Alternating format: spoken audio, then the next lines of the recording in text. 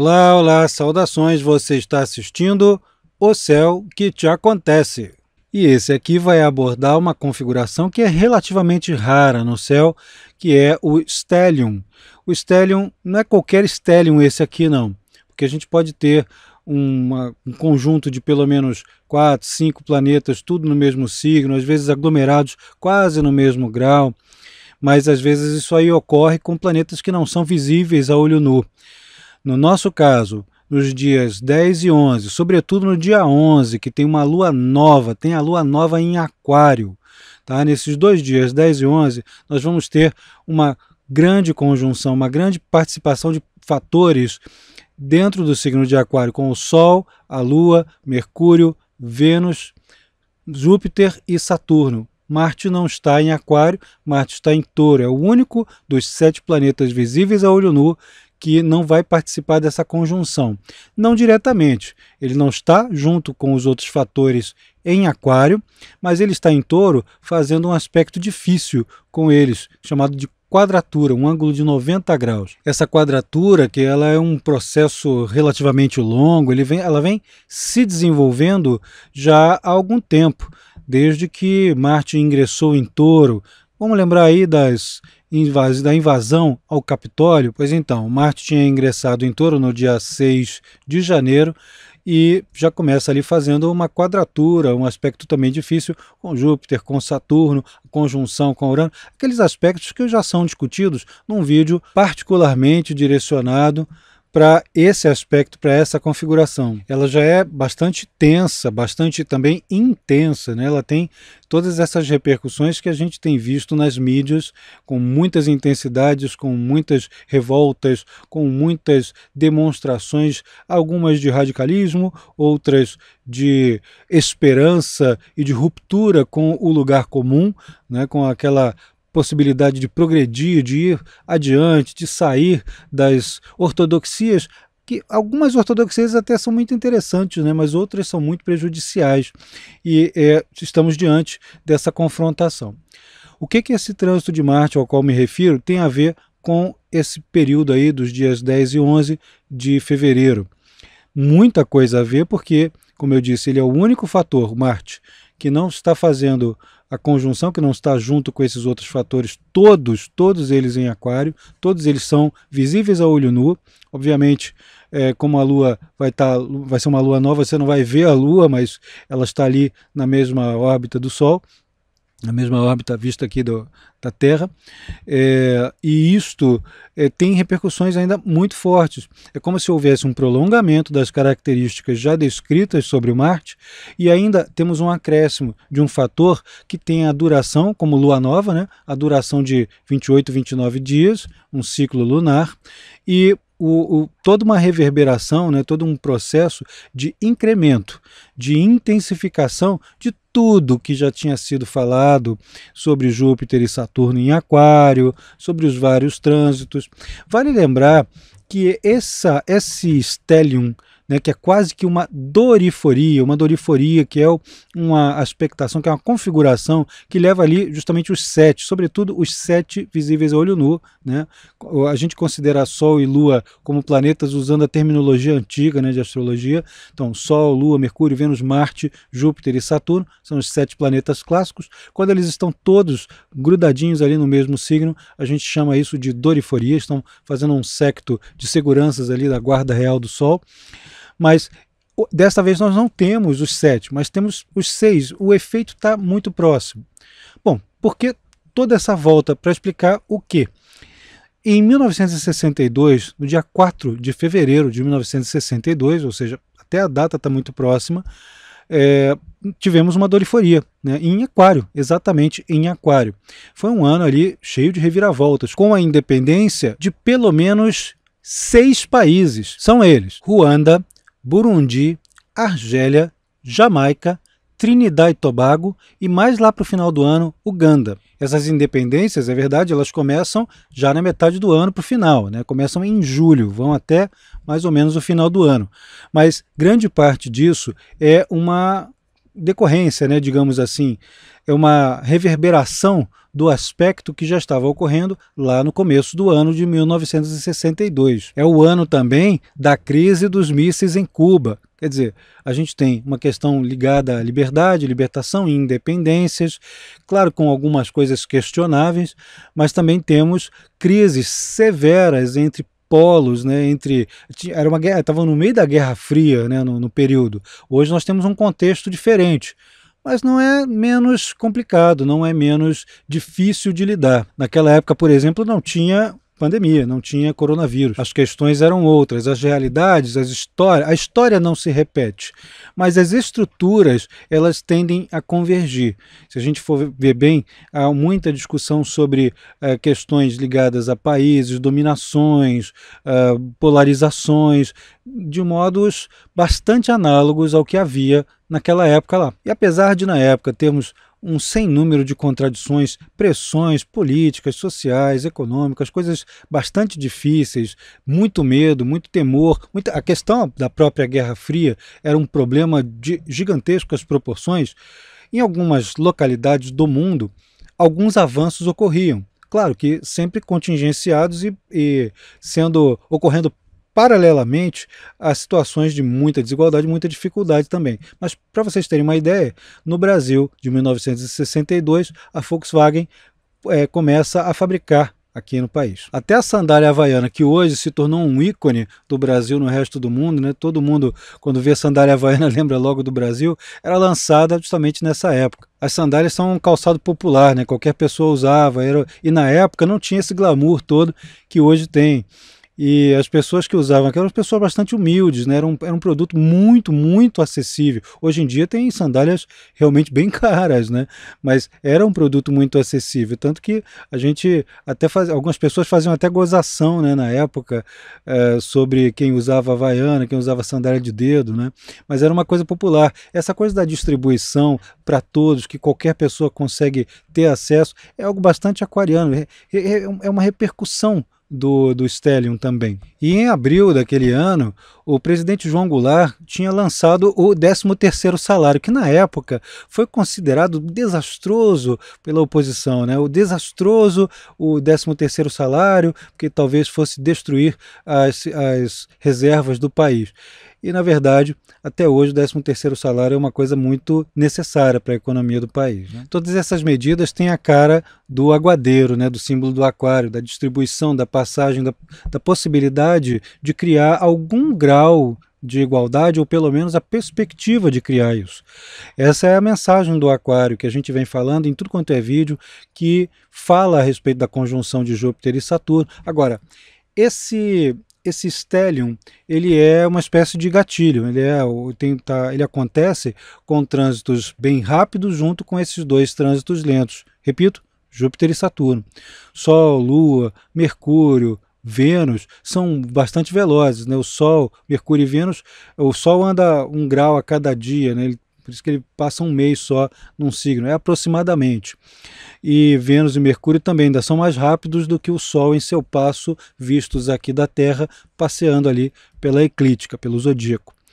E a Lua anda cerca de 13 graus, 12 graus e pouquinho, 13 graus por dia, então vai dar um signo a cada 2 dias e meio. Quer dizer, são trânsitos muito velozes e aparentemente muito efêmeros para ter esse resultado todo, mas é que está a raridade do fenômeno, né? A coincidência de todos esses fatores juntos, visíveis a olho nu e tal, eles têm essa coincidência com esses eventos que são ao mesmo tempo muito repentinos, que sacodem as certezas, que quebram paradigmas, que chocam, né? Que é uma característica aquariana, que é chocar o status quo, o modelito, a coisa que todo mundo acha que está normalizada, a famosa normose. A normose é a grande doença da humanidade, né? As pessoas que ficam tentando colocar todo mundo dentro de um escaninho, que tem que funcionar daquele jeito, rotular todo mundo, né? Até astrólogos têm que tomar um cuidado danado, tem que ser muitíssimo cuidadosos para não ficarem rotulando as pessoas. Tem muito astrólogo que faz isso, né? O sujeito pega e fala assim, o fulano é do signo tal. Como assim do signo tal? Tem o Sol ali, mas tem os outros 12 signos espalhados ali no mapa com planetas passeando por quase tudo ali. Então, fulano não é do signo tal, ele tem o signo tal com uma ênfase X, Y, tal. Essa rotulagem ela é muito perigosa. E é justamente o que acontece quando temos um stellium como esse ocorrendo no céu, os questionamentos sobre as rotulagens, sobre as colocações de padrões em escaninhos, né, para as pessoas organizarem as realidades segundo os seus próprios modelitos de segurança, né, para achar que a realidade sempre vai funcionar de uma determinada maneira.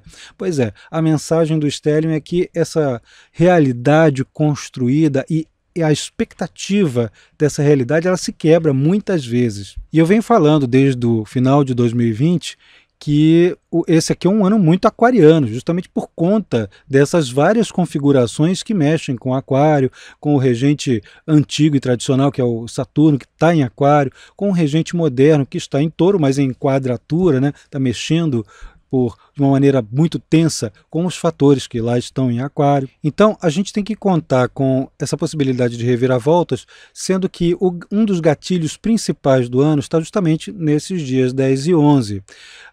Algumas coisas que estavam entaladas na garganta, né, de muita gente, para muitas coisas, vai desde as situações familiares mais danosas, as situações penosas de determinados grupos sociais, as situações complexas num país ou em vários países como um todo, nas relações internacionais. Tudo isso aí começa a vir à tona, a eclodir e a ter voz, a ter visibilidade, a ficar claro, nítido, explicado de uma maneira bastante inteligível, acessível. Temos que nos preparar para uma quebra sucessiva de paradigmas. E antes que alguém me pergunte, isso aí então é o início da Era de Aquário? Eu vou responder mais uma vez, não, gente. Ah, então foi em 1962. Não, gente, tem outros vídeos aqui em que eu explico isso, dou uma volta um pouquinho maior, mas dou uma explicada. Alguns ligados ao conhecimento das estrelas fixas, do ponto vernal, né, da precessão dos equinócios.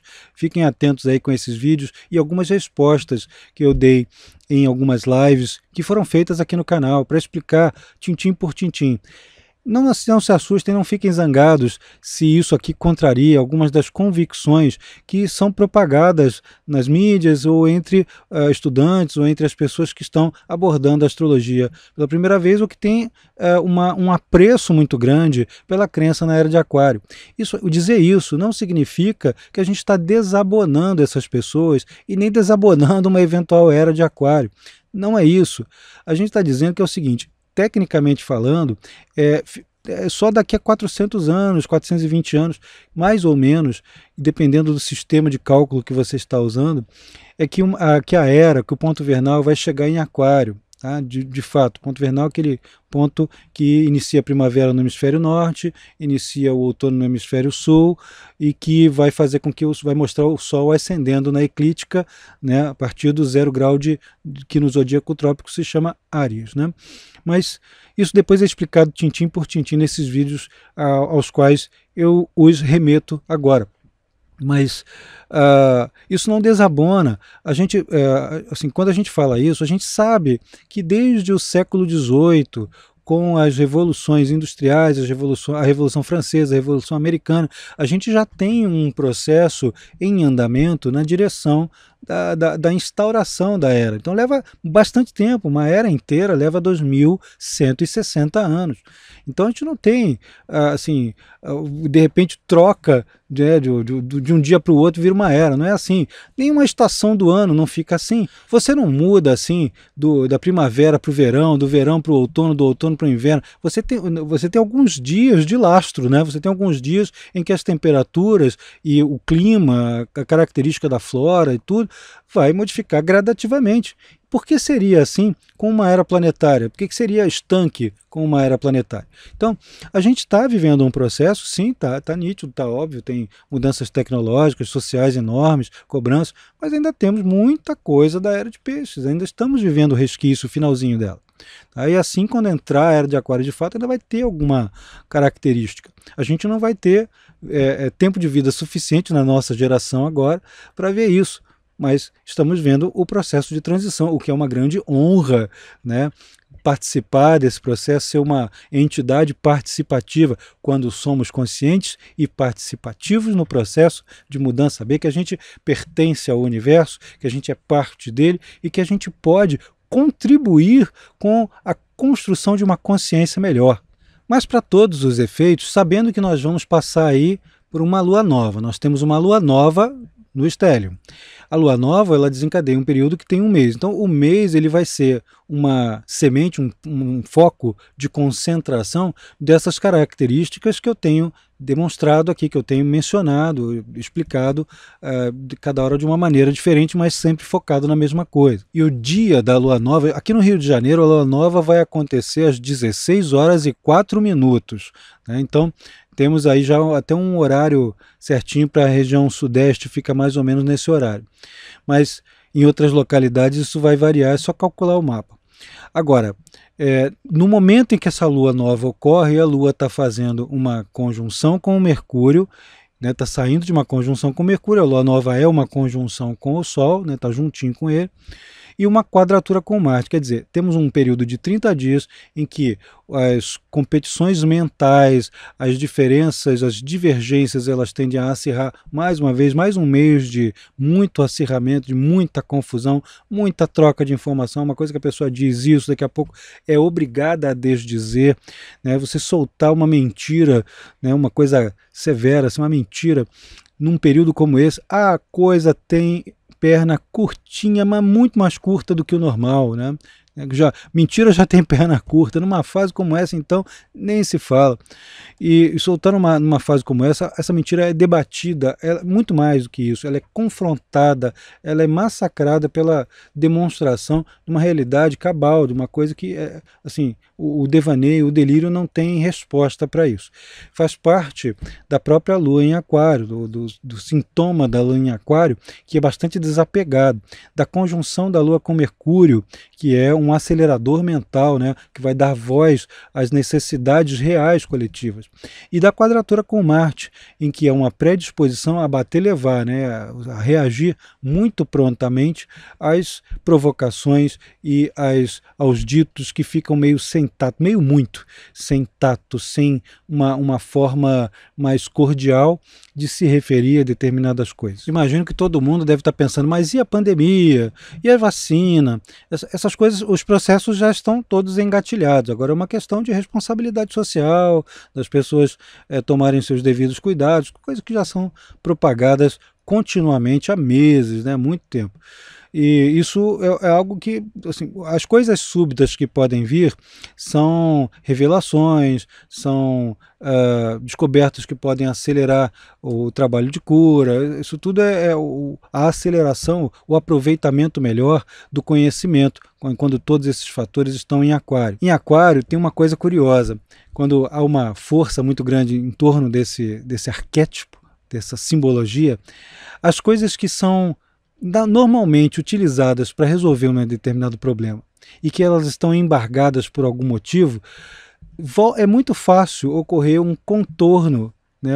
Assim, isso aqui não dá, mas isso aqui dá. Ei, por que não pode? Porque o protocolo não existe. Mas por quê? Esse protocolo funciona para quê? Ele protege alguma coisa? Há um questionamento. Se a coisa está caduca, ele é descartado, ele é confrontado.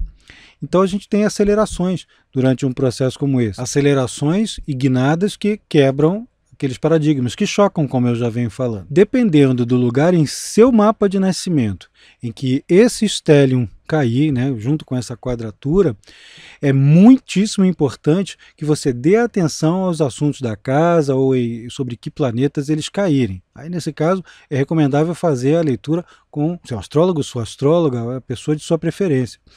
Nesse caso, também, né, dependendo da situação, você pode ver aquele assunto, né, aquela casa, aqueles assuntos que a casa governa, casa do mapa, sendo muito acelerados, precipitados, até um pouquinho antes da data, né, mas vão sendo precipitados, vão exigindo sua atenção um pouquinho mais. Você vai ver que muita coisa vai sair da inércia após essa lua nova aí. É isso aí, gente. Eu sou Carlos Holanda, eu espero que você consiga aproveitar bem essa grande guinada, essa grande reviravolta, essa mudança de rumo, né, que esse stellium representa, e você possa se sair muito bem em suas esperanças e seus planos, a despeito de toda essa contingência terrível que o mundo inteiro está vivendo. O Brasil está sofrendo muito com isso. Tá? Então é isso, gente. Um grande abraço. Não esqueça, se você quiser aprender astrologia, você vai na escola Carlos Holanda Astrologia em carlosholanda.com.br. Clica aí em gostei, curtir. Clica aí em curtir. Clica aí também no sininho para você receber as notificações. Um beijo, até a próxima.